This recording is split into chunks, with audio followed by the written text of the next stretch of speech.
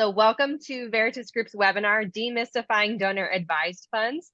I'm Rebecca Huron, the Director of Content, Marketing, and Learning here at Veritas Group, and I'll be working behind the scenes with everyone we have here today. So we can go ahead and get started, and I'll hand it off to Jeff. Great. Thanks, Rebecca.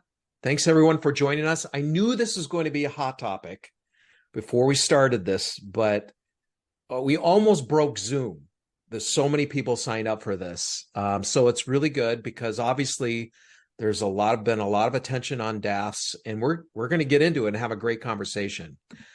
Let's do some introductions. As you probably know, I'm Jeff Schreifels, and I'm principal at Veritas Group, and I've been doing this work for over 30 years. We are excited to have you today to talk specifically about this because we know that this is something that we've been working with with our clients for years now, and it's becoming more and more part of major gift fundraising. And so we're very glad that you're here. And next, Diana. Thanks, Jeff. I'm Diana Fraser. I've been with Veritas for 10 years, and I work directly with a lot of major gift officers and mid-level officers and plan giving officers across the United States and Canada. But probably for what you might care more about is 32 years, I was a frontline fundraiser, so doing exactly what most of the people joining us today are doing, working with donors to help them realize joy through their giving. And in the course of my career, yes, I ran into DAFs, and yes, it was mystifying at times. So glad to be here to talk about this. Awesome. Evan. That's me. Happy to be here. Thanks for having me. I am with Bernstein Private Wealth. I'm on this webinar, I think, to give kind of two sides. I lead the nonprofit and foundation practice at Bernstein in the Mid-Atlantic region. I was, like Diana and of course you on the call, a director of development in the nonprofit space for years. And so too have had some of the questions that now I'm helping to solve for organizations as they're fundraising. But also I work with the donor side. So I'm working with wealthy families in their foundations to fulfill their mission and to invest those funds to maximize them for the giving to the great organizations that you represent. And so I hope that I can give that perspective too of why do donors look to donor advised funds as a vehicle to give. Great. All right, Fernando. Yeah, and I'm pleased to be here with everyone here today. I'm Fernando Gonzalez, the regional director, covers the Mid-Atlantic, and work with Evan for some of the donor advised fund needs that he and his clients encounter. I have a pretty unconventional career path where I started off as an opera singer in the arts, and then kind of moved over, went off and got an MBA, and started working as a wealth advisor for more than 12 years prior to joining National Philanthropic Trust. And as Evan was talking about kind of the ways in which a donor might work with them to kind of identify ways in which they can utilize different charitable vehicles in their giving, I kind of work on the how side, how they might leverage the donor advised fund specifically. So pleased to be with you here today. Great.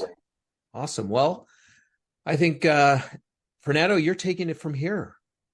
I am. I thought it would be really helpful for us to really kind of level set, be sure that we're all kind of speaking the same language with regard to donor advised funds. And I think this slide really helps us to get started in that conversation. So donor advised funds, for those of you who are not perfectly familiar with them, are vehicles that a donor might leverage that are administered by a 501c3. So being that these 501c3 organizations like National Philanthropic Trust, Fidelity Charitable, Schwab Charitable, Vanguard Charitable, to name a few, plus the many community foundations throughout the country, they're leveraging the opportunity to have an administrative relationship with the donor advised fund administrator to carry out these three very specific steps within a donor's journey. So obviously a donor will contribute an asset, whether that be cash, marketable securities, or something more complex in nature.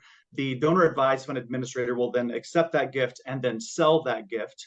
And then they would work with either a financial advisor or with the donor advised fund administrator themselves to invest those funds until such time as they'd like to make grants to the charities that they would like to support. So that's essentially separating that initial deduction from the ultimate grant making process over that time period. So I think it's just helpful for us to understand kind of that life cycle in particular. And you can see that the assets may grow in the market, and in current markets as they stand right now, that may is a very key indicator there. So, yeah. Yeah.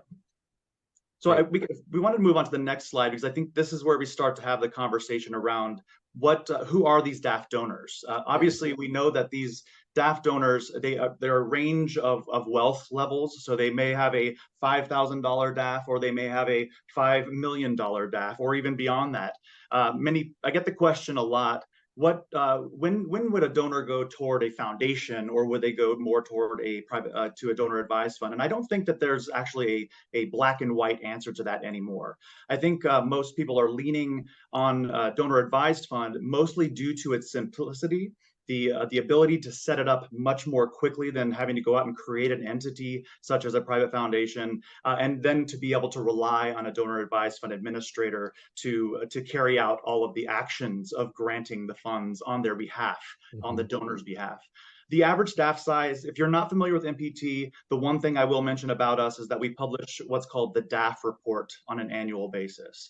And that DAF report gives the perspective of the entire DAF universe and will help you to understand a little bit more about what's happening by way of assets into the donor advised funds, and most importantly, the grants out of the donor advised funds to the charities that these donors are liking to support. I will also note there's an organization called Free Will that has recently started posting a new report that's kind of from the other angle. It's from the charity's perspective that has really been helpful for me to tell kind of both sides of that story when talking not only about what the donor advised funds are doing, but how the charities are receiving these assets, how many charities are receiving these assets. So certainly something to look up for there as well. But the average size of the DAF as of the last report was $182,000. So that gives you a good understanding of kind of the giving power of these donors that you're already likely working with. So one other thing to note here is that DAF donors are active philanthropists and they're paying out more than 20% on average every single year. And I think the power of suggestion is very strong. So as we look at the private foundation space, many times that 5% minimum every year for those private foundations, that power of suggestion, many of those private foundations are giving at a much slower pace than the donor advised fund holders in particular. Yeah. And then very, very importantly, is that these donors that have donor advised funds are very likely to be the donors you are already out there working with. So it's a matter of having this conversation like we're having today to really highlight the ways in which you might be able to appeal to those donors you're already working with, especially those who've already given through their donor advised fund, because that's a really key indicator that there's probably more where that came from as far as the ability and their capacity. And then one other thing I'd like to note before handing it over to you all for this conversation, obviously, is that donor advised fund administrators are agnostic. We are relying on the donor to give us the instruction or the recommendation for the grants that they would like to make out of their donor advised fund to a 501c3. So contacting a donor advised fund administrator to try to appeal to them is probably the least effective tactic. You would most certainly want to appeal to these donors like you would any other major gift donors that you might be working with and appealing to specifically. Yeah.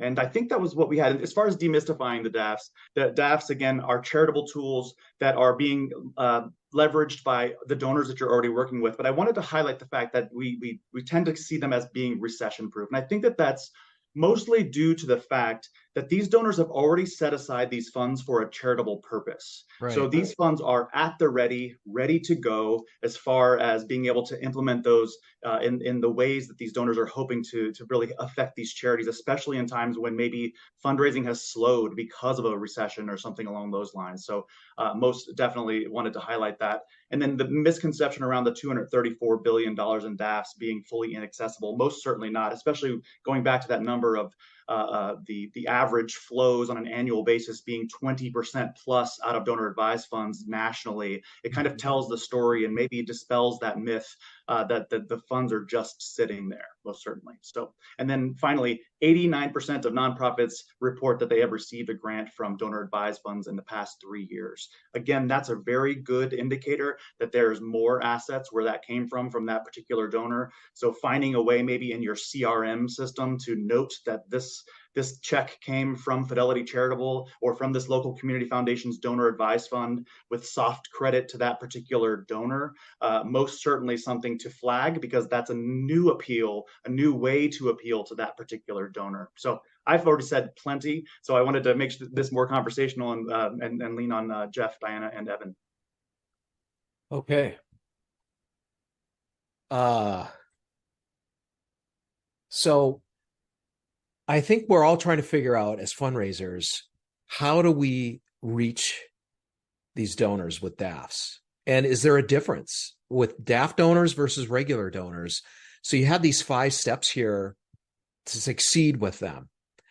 Why don't you go through some of them? Because I think that would be key for the frontline fundraisers here that are listening. How do I tap into this? How do I talk to donors who have DAFs, or how do I even approach them? Sure, and I will say there is a piece that we hope to provide to Veritas as we move through the follow-up to today's webinar that will include a link to our website, which has a whole section that's geared toward nonprofits. There's a particular piece there on which these particular 5 steps are highlighted, and it was in combination between NPT and Donor Perfect. And we came up with these. It'll dive a little bit deeper into these 5 steps. But firstly, communicating how you will credit the gifts from these donor advised fund gifts that you receive. The donors most certainly can receive soft credit, but obviously that hard credit is going to the DAF provider. Obviously, no gift receipt is going to be made to the donor. But the one thing most certainly to remember is that this particular donor, you can still absolutely send a thank you letter to that donor to engage with them however you would engage if they had just written a standard check, because essentially that's what they've just done. Right. They've just done it through a different system. Many people, if I were to frame it more as like an online bill pay type system, because that's essentially how many of these things work as far as their interface that they're dealing with anyway. Right. The funds have ultimately come from that particular donor. So definitely to give them that soft credit in your system to be able to continue your own way of tracking how much of an impact they've made on your particular organization. Mm-hmm. Include DAF language in your solicitations. I think this is very important. Even on many websites I go to for charities, they don't note how they might be able to best be found in a database on GuideStar, from which many of these donor advised fund administrators are pulling their particular data. So if you can just provide them an easy way to find the EIN or to look up that particular charity to get that done, or to provide the address, or we've recently accepted gifts from these particular donor advised funds, because again, that power of suggestion is very strong. Oh yeah, I forgot, I could give to this charity from my Fidelity Charitable Donor Advised Fund, whatever you think at that point. So then cultivate these donors for planned gifts. Most certainly understanding that there's a really great opportunity here for your charity to be named as a charitable beneficiary to a donor advised fund upon a donor's passing. It looks and feels very much like a retirement account beneficiary designation, where a lump sum may be going to that particular charity upon a donor's passing. Mm-hmm. I will say the fact that many of the charities that I've spoken with, the charity has not been informed that gift might be coming, which also tells me they may not have actually cultivated that gift. Maybe it's a surprise gift, which is great, but also knowing it's coming can help you plan a lot more from a charitable standpoint. Engaging with the family, trying to engage the potential successor advisors to a donor advised fund is also very key. I think we're always trying to identify new pipelines of donors, new means that we can engage these second generations, creating young friends boards and trying to create different opportunities for them to engage with the charity, of course, not only from a volunteer standpoint, but future donors themselves. And then this 5th piece, I think, is certainly important, whether it be a community foundation in your location, or maybe it is one of the national providers. Donor advised funds work in a way where we can monetize particular assets that might not be within your gift acceptance policy. Yeah. So if someone came to you and said, hey, I've got a $2 million private equity interest that I'd love to give to you, many charities would be like, I'm not sure where to start on that. And you might engage with Decamai Foundation or Charitable Solutions, different organizations that might be able to help with that. But also consider your donor advised fund either your local community foundations or maybe the national donor advised fund sponsors that might be able to help in that regard as well. Great. All right, now let's get to some questions here. I know that the folks listening, they have some burning questions. I just want to know right away, why has DAFs become such a big topic over the last couple of years, especially what's going on just overall globally? Evan, Fernando, what do you think? Yeah, I mean, look, we've seen it, and Fernando noted on this in his opening, comments. Is they're really easy, and they can be done really at any level, and so that's been a huge piece that has allowed families to start a charitable mission without having to go through the administration, the burden, the setup, the attorney fees of setting up a foundation. And quite frankly, I probably wouldn't advise a client to start a foundation with less than $1 million because of all of the ins and outs of that. And so not every obviously donor is going to want to start and put that much money into a place that's earmarked, certainly to start. Yeah. I will say, the most meaningful philanthropy that we see happens in transition, right? Transition could be death, right? And a bequest is made already through a will or other mechanism, or through a sale of a business, or pass down of wealth from generation to generation. There's a tax incentive for that to happen then. They're already probably inclined to be charitable, but add those two together, and there's a way that you want. And so working with an NPT or a Fidelity that can accept some of these complex assets, these business interests, pre-sale gives the owner a huge tax incentive to do so. Even though they were already going to do it, they can also take advantage of some of the incentives there. That is much harder to do if you're doing it on your own through a foundation or other ways. It can be done, but the ease of use, given the size of the administrators like an NPT that we work with our donor advised funds at Bernstein, allow just so much more flexibility. And the last thing I'll say, and then would be interested in Diana, you're hearing about it, is the tech side of it. It's very easy. I think, Fernando, you said it's just like you're going into your Bernstein.com investment account. It's very easy to navigate, to make grants out of. And so that is, a newer generation, the ease of being able to administer it is there. But I would just go back to the one point. I think I was reading an article recently that says, if you listen to a 60-minute presentation, you retain maybe two things.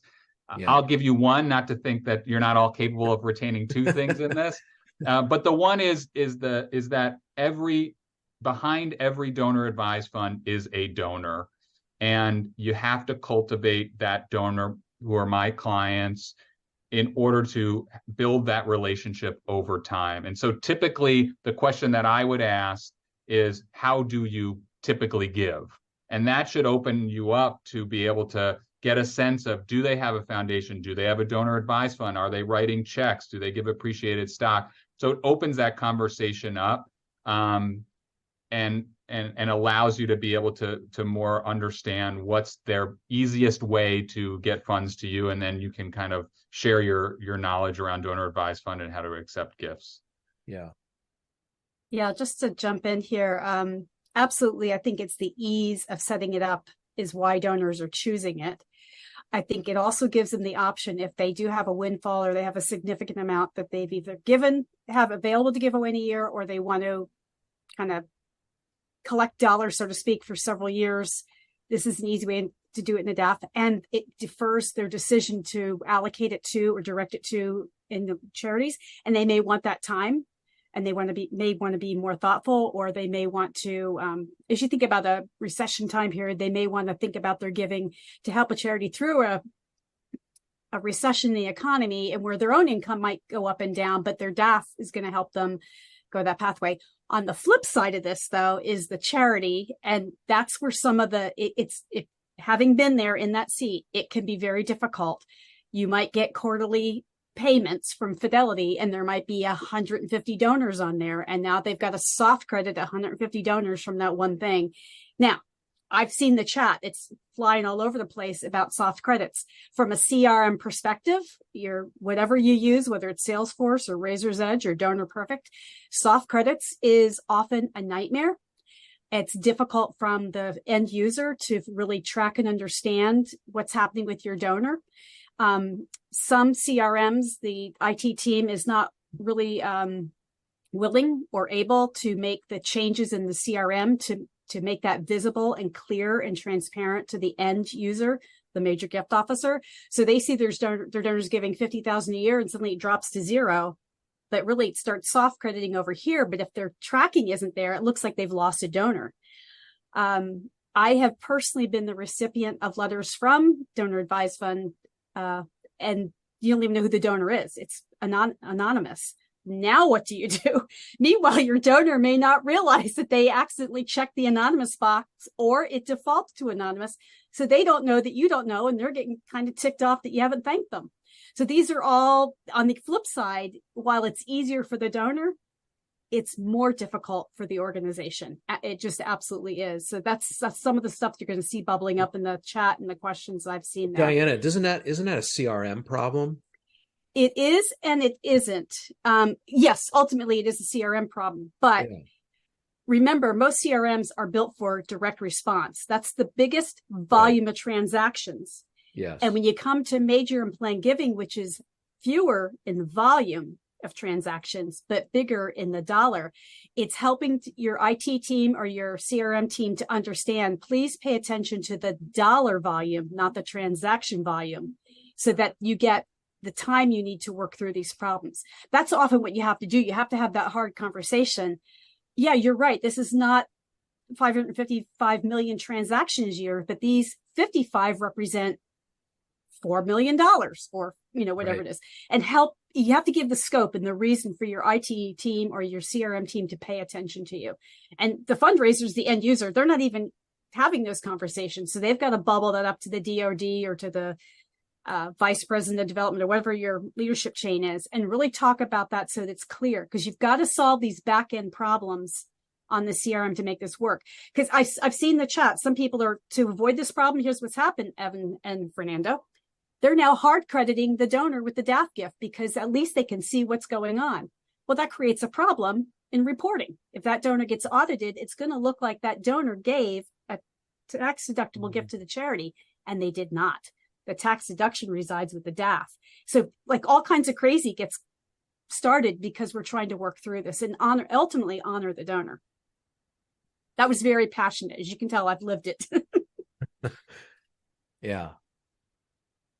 I've always, when I hear fundraisers complain about DAFs and that their donors are giving the DAFs that they're not giving to the organization, my response has always been, well, obviously then you aren't doing the job of inspiring them to give to you. If they're putting their money in a DAF and not to you, somehow you don't have a relationship with them well enough to be able to inspire them with an offer to give to your organization. So instead, they're waiting because they're not sure where to put it necessarily, or circumstances. This is an easy way for them to do it right away.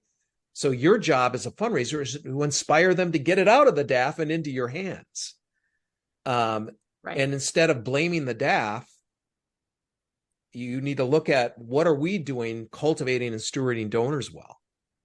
Yeah, that's a tricky area, Jeff, because there's two things going on. Like if you're the organization and you get a DAF directed to you from, say, MPT, if that letter tells you who the donor is and how much they directed, absolutely, as a fundraiser, you need to work that process. You need to reach out to donor, thank them, cultivate them, learn what inspires them and all that. But if you get it as anonymous, now you're in the position of trying to connect with the donor advisor at the donor advisor fund to get behind the curtain and see what's going on. And if they're willing to let you either have direct contact with the donor, which sometimes the donor has said, absolutely, I want to be anonymous. And sometimes the donor didn't intend that. And can you work the donor advisor to at least ask that person, what information can I get to you bring to the donor? Because that's what gets tricky. You can get in this loop, and that's where fundraisers get frustrated. Yeah. And I thought it was maybe worth noting that in that DAF report also, we do measure or try to measure what percentage of gifts are made out of donor advised funds anonymously, and it is fewer than 1%. So I will say that it does not seem as though that is an epidemic of sorts, but I do understand the difficulty in trying to understand, what do I do when I receive an anonymous gift? I'm seeing a lot of questions regarding these anonymous gifts, and most certainly every provider is different as far as what their interface looks like, as far as trying to avoid any accidental anonymous grants. But I will also say that with us and with many donor advised fund administrators out there, the donor gets many options as to what they would like to provide to the charity, whether that go full anonymity all the way up to name of the fund, name of the donors, and address as well. So it is really completely up to the donor as to what they select in that case. And I understand that can then lead to some potential outreach as well. Right. So, and then it's educating the donor that the less they choose, the harder it is for the charity to then engage with them. That's the piece that gets lost. Like, the donor's not thinking that way. They're not realizing, oh, that means they can't actually even report to me on my gift if I don't choose these options. They're just, that's not where But I hear what you're saying, Fernando, is if a gift comes in anonymously, it's the donor that's requesting that. That's right. Okay. Actively or inactively, because I believe Fidelity, it defaults to anonymity and you have to choose. Unless they changed that recently, because that's been a big issue with Fidelity. Yeah, I don't think that's the case. I don't think it defaults to anonymity. I've never seen a DAF provider that defaulted to anonymity. There's a demystifying right there. Okay. So, and the fact that it's only 1%, because I'm telling you, if you read anything on our side of it, the donors or the major gift side of it, or our organizations, it's like, that's a huge problem, is anonymous. We don't know where to credit this, and we want to reach out to these donors and thank them, and we can't. But you're saying it's only like 1% of DAF gifts. Yeah, less than 1%. So then something's happening on the organization end, that what they receive, there's lack of clarity, because that is a huge issue for them. Yeah. Okay. Well, I'm going to direct this to Evan. What are some of the opportunities nonprofits are missing out right now in not talking to their donors about DAFs? Yeah, I think just knowing that it's become more popular with donors at every level, and also to go back, I think, to one of my earlier points around when most are providing gifts into donor advised funds. And I'll talk from my piece, and Fernando, I know you have the national view, but with my clients, it's when there's a big liquidity event. And so they're providing a big gift into a donor advised fund as a holder for years to come, for their family to think about how they make impact and pass donor their values down from generation to generation. It's a great tool for families to use in order to do that. So I think it's knowing that they're popular. It's knowing that they're at every level. It's not just the super wealthy or the mid-level gift. It's everywhere in between, and to really ask that question. I think our donors, even my clients, even who have donor advised funds, they talk to me about, we talk about their giving, and they give through their donor advised fund because they've set that up, but they always ask the question, are you sure that my the nonprofit can accept this? And to me, that signals, well, the charities that they've been talking to, the nonprofits that they've been talking to, haven't asked them about that, and hasn't been in their language or in their newsletter, or they haven't been communicated to around the donor advised fund if they're concerned that it can't be accepted. Of course, it can be accepted. It's really easy. That's what it was set up for. But people who are new with donor advised fund from the donor side also are a little bit confused. And so we do a lot of education with our clients around their philanthropic mission, their donor advised fund, setting that up, how they budget, when they grant, what's a good structure and process for that. So we hope that we're demystifying DAFs for them as well when it comes. But I think certainly from a fundraiser perspective, it's back to the deep discovery we do with our clients or our donors, in your case, around just understanding how they give best. And I just think, Fernando, you made a comment around the economy and where we're going. Things are starting to look up. There's more stability. Inflation is coming down. People are feeling, my clients included, are feeling things are a little bit more predictable after a really volatile last year. And so even though the money was earmarked for gifts, some of them took a little bit of a step back and rethought last year around their gifts. And now they're starting to ramp up again. And so all I would say is don't stop asking. This is a really opportune time, as everybody knows, towards the end of the year. But I think also in just the behavior of how people are feeling coming into the back end of this year versus the back end of last year. Yeah.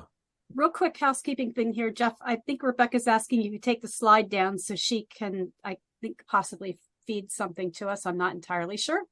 All right. Sorry about that. And then just jumping in on, I think where you were going a little bit with the question, Jeff, is how, as a gift officer, do you find out if donors use a DAF if they have not already given it to you, right? Yeah. So if you're anyone who's been familiar with Veritas, we talk about permission-based asking language.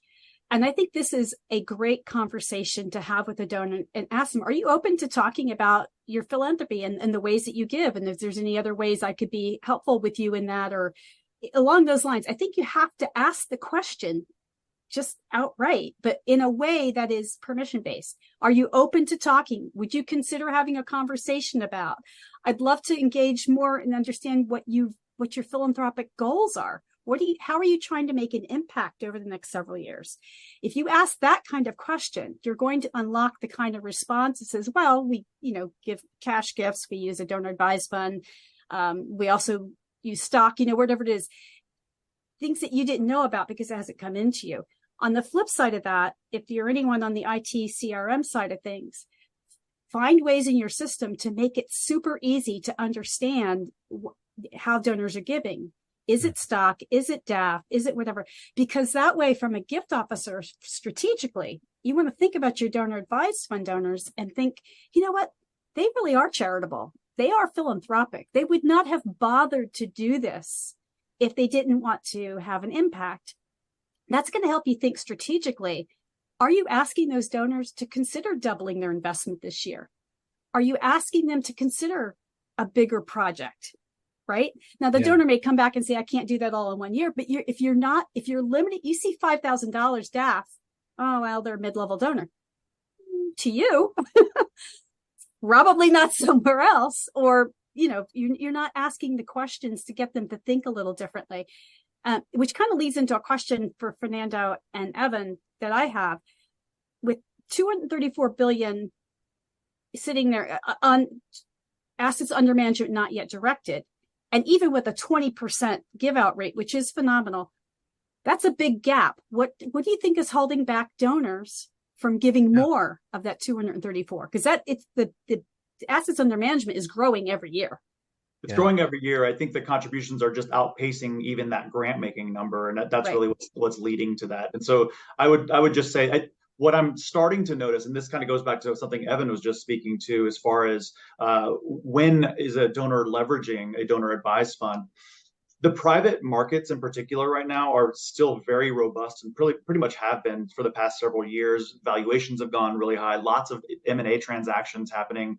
And for someone like NPT, where we focus a lot on the more complex assets that are largely outside of the gift acceptance policies of charities, this is not only a way for them to affect the charities and impact the charities that they're working with, one charity, but they might leverage a donor advised fund because they want to give $1 million interest in one particular company in one fell swoop, and then split that out to 3 charities that they would like to support, rather than having to figure out ways to give pieces to each of those charities ahead of time. And so it's kind of a way of aggregating that effort, really, and taking a lot of that off of the donor and the charity's plate, because I know it becomes a bandwidth issue sometimes when someone approaches a charity that may have the bandwidth sometimes to accept 2 or 3 illiquid types of gifts in one fell swoop, but that also takes that potential gift officer off the streets from pounding the pavement to go find more gifts like that. So almost kind of outsourcing that need in order to be able to get the funds in the door.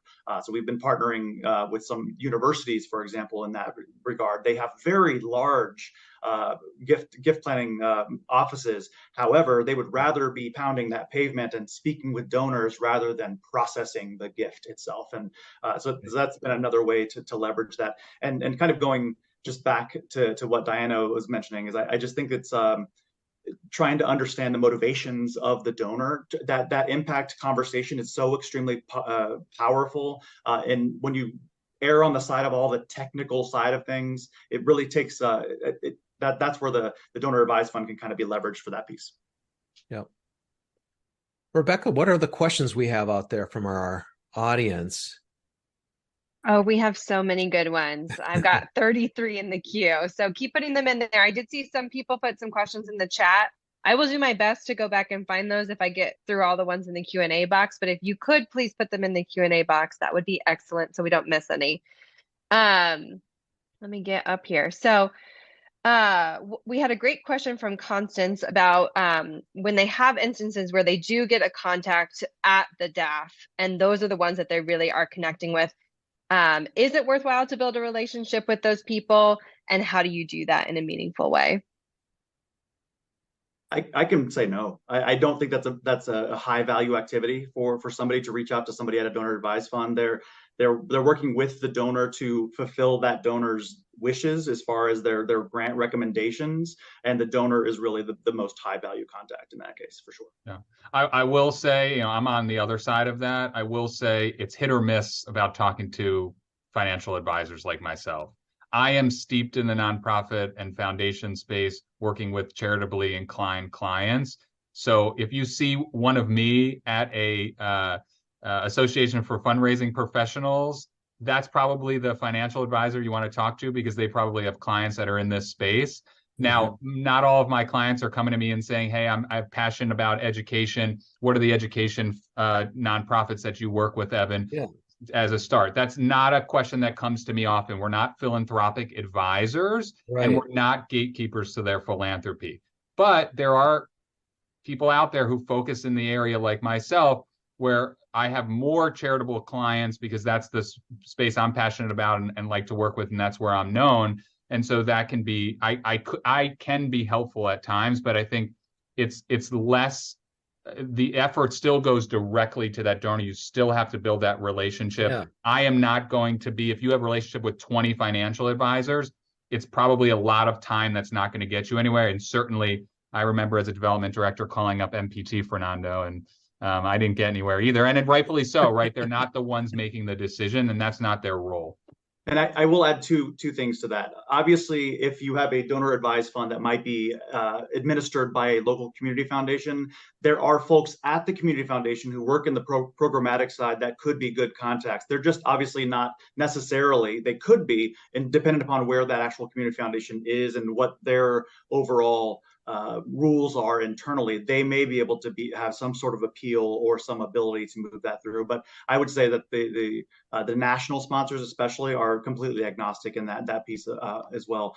I had one other point to make, but essentially, I just wanted to say that from an appeal standpoint, I think someone just put in the chat that most certainly that you can reach out if you ever had a need that was outside of your gift acceptance policy, and you wanted to maybe try to have a donor engage with a donor advised fund administrator, community foundation, national, or even DECAMI, you could most certainly stay involved in those processes and just be sure it's like a warm handoff. That way they can kind of take that ball, run with it, monetize that particular gift, and then get those funds moving toward your charity. Great, thank you all. Evan, I want to direct this question to you. So we did have a question come through from Timothy just asking you, when donors do talk to you maybe about suggestions that you might have as to, who to give to or where to give, how do you handle that? How do you answer those questions? And does that even come up? It does come up. I would say not often. Again, we're not the philanthropic advisor. Most investment advisors are not. I think we at Bernstein have a bigger hand in the philanthropic planning than most, but still not. When they do ask, I have a network of my own. And so, I will say you should talk to X, Y, and Z person, but I'm not doing any vetting. I'm very clear. I'm not doing the due diligence on those, but here's maybe a handful of people in the ecosystem that you should be talking to. But again, I just want to stress it's too few and far between that I think frontline fundraisers should be reaching out to every financial advisor that they see on LinkedIn to try to get to their clients. I just don't think it's a good use of your time. But I do think there are a handful around that you'll see, and that'll be visible in those spaces that might be worth building a relationship on and could potentially bring. So I do try to direct them and make connections for them. But again, it's happening a handful of times over the year, not, everyone's calling me to direct them somewhere. Thank you.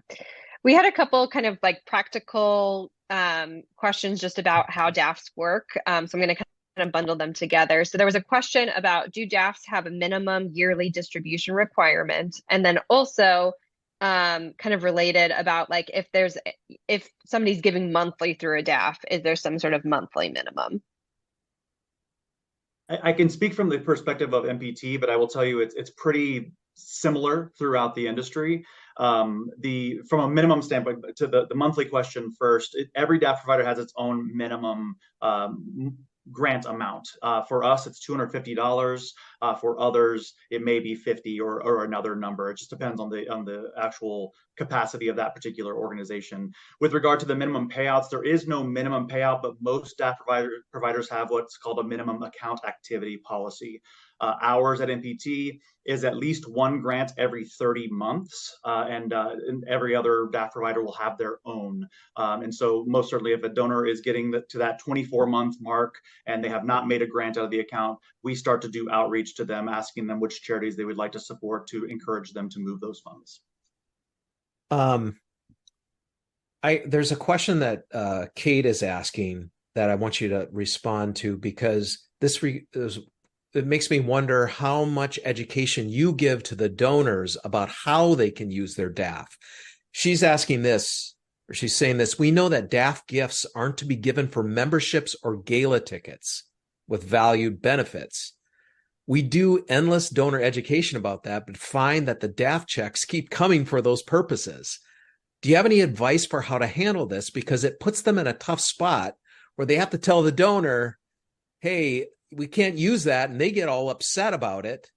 And, they don't want to create a tough relationship based on this. So do you have any advice for them? Yeah, I would say, firstly, many of the DAF providers that I know of have kind of warnings on the page where the donor is actually making their grant recommendation. Yeah. We also go so far as to provide, we have periodic blog updates that give tips for managing your charitable giving, with very specific tips around this type of giving, around gala tickets. And you can actually decline the benefit and still give to those circumstances, and ways in which you can actually support that event but not attend, or maybe pay for your own tickets on the side, things like that.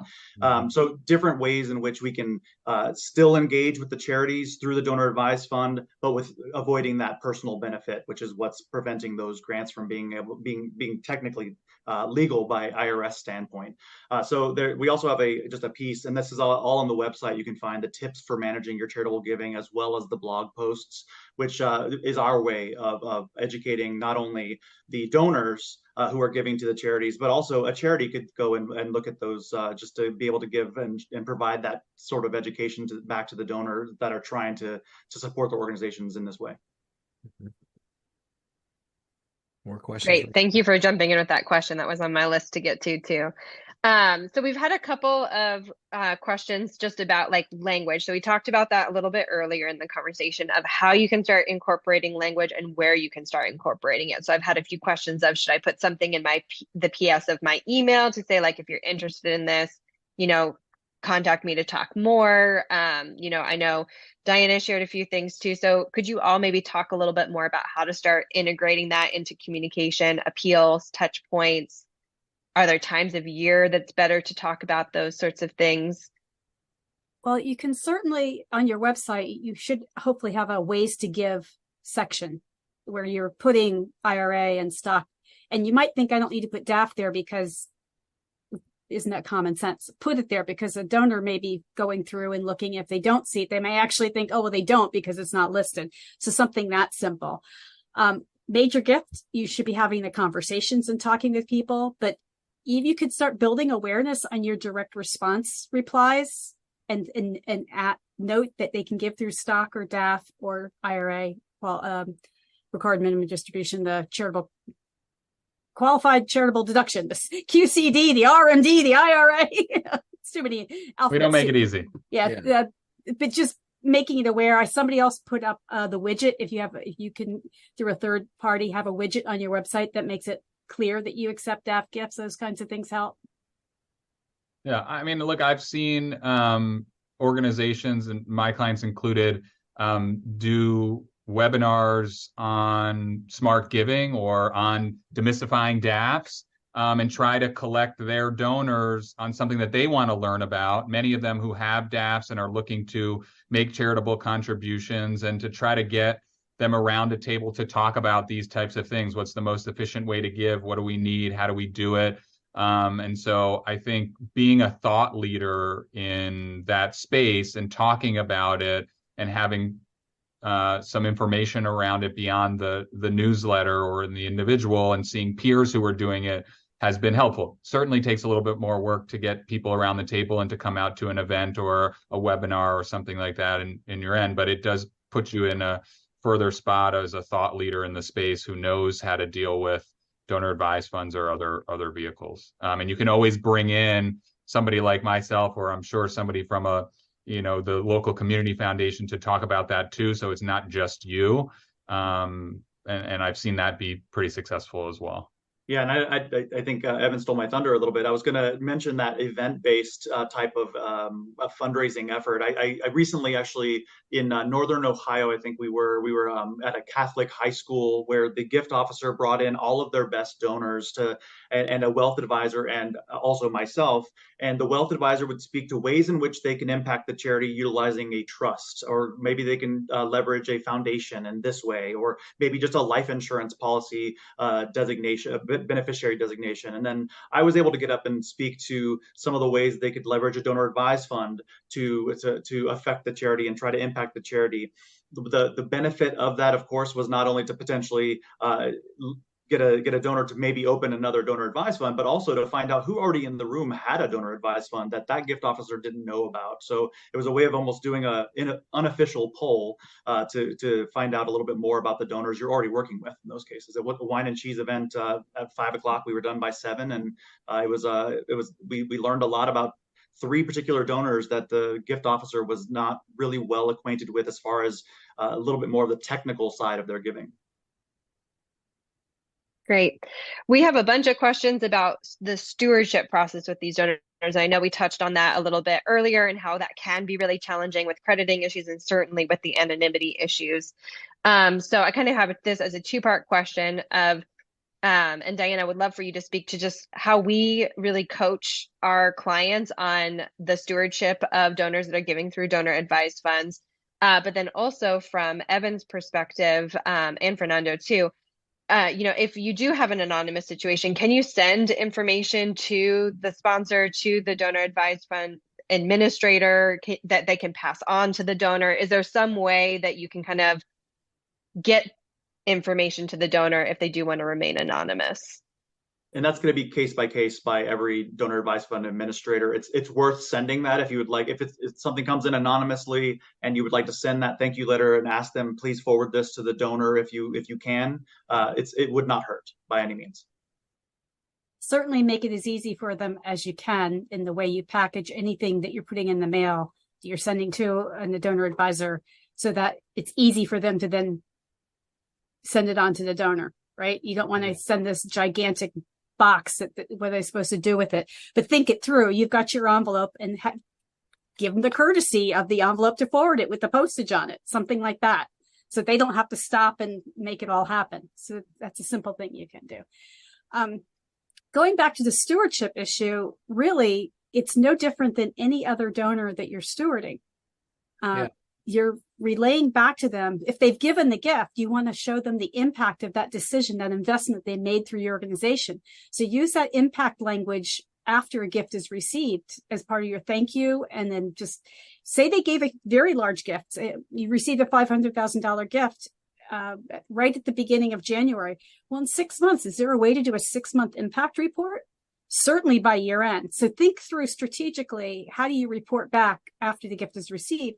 And then, you're coming up, say they are a donor who gives every December.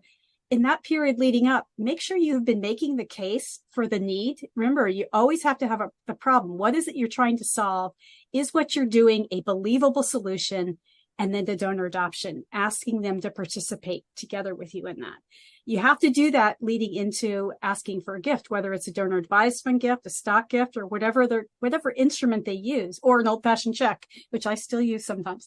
So it's the same pathway. It's not any different. That part should not be mystical at all. Yeah. Right? That should not be mystical. That doesn't change. Thank you. So kind of related to that, there were a lot of questions about what financial advisors or DAF providers actually are sending to these donors when they, send the gift onto the organization. Are you sending thank you notes? Are you providing receipting? Like, what level of stewardship is happening on that end in addition to what the organization is doing? Yeah, I would say, again, speaking from MPT's perspective, but it seems to be pretty standard across the board. Obviously, when the donor makes their gift into the donor advised fund, we provide that contemporaneous tax gift receipt. But when they make that grant recommendation to the charities they would like to support, they do get a thank you for recommending this grant. Here's your grant recommendation confirmation, and that's essentially what they're getting. And then they'll be able to see on their portal when the check was sent or when the PayPal grant was sent or something along those lines, and then they'll be able to see kind of that activity. But they don't get information from the donor advisor about the charity itself, right? If you direct a gift, say American Brain Foundation, your thank you back to the donor or your language about directing gift is not going to extol the virtues and benefits of ABF. You're just going to say the gift went to ABF.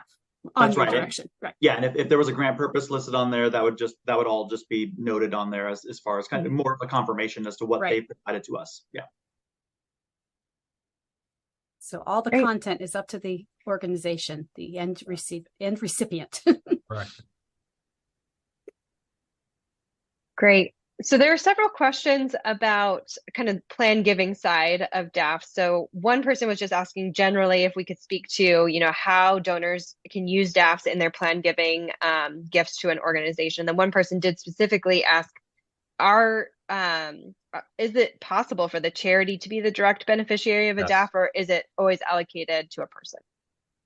Yes. Or by a person? Yeah, the answer is yes. It can be part of a planned gift, just like an IRA can be a beneficiary. So a charity can be a beneficiary of a donor advised fund. And I think more and more that's a piece that people are missing. So I hope as people are talking about planned gifts, they are also including language around a donor advised fund. And that's how many of my clients think about it as well. If there's anything remaining, obviously it's either their kids who might take over it, but really most is any remainder left. Most of my clients are thinking donor advised fund is money out the door in my lifetime.